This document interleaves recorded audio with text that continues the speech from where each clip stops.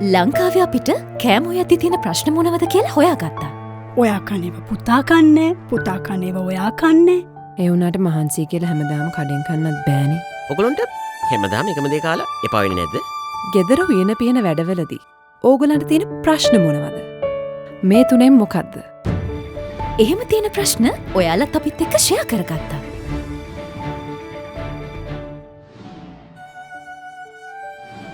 ඉතින් කෑම හදද්දී හැමදාම ළඟින්ම හිටපු ඇස්ට්‍රා මේ කුකින් ප්‍රශ්නවලට උදව් කරන්න ඉස්සරහටත් ළඟින්ම ඉන්නවා.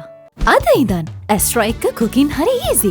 ගෙදර හැමෝටම රස විඳින්න පුළුවන් වන් පොට් එකේ හදන අඩු ඉන්ග්‍රීඩියන්ට්ස් ප්‍රමාණයක් දාලා හදන විනාඩි 30කින් වගේම ගෙදර තියෙන ඉන්ග්‍රීඩියන්ට්ස් වලින් රසම රස සොලියුෂන්ස් ඔයාලට අරන් එන්න ලෑස්ති. ඇස්ට්‍රා හැන්දක් එක්ක දැන් කෑම හරිම රසවත්. අපිත් එක්ක දිගටම ඉන්න.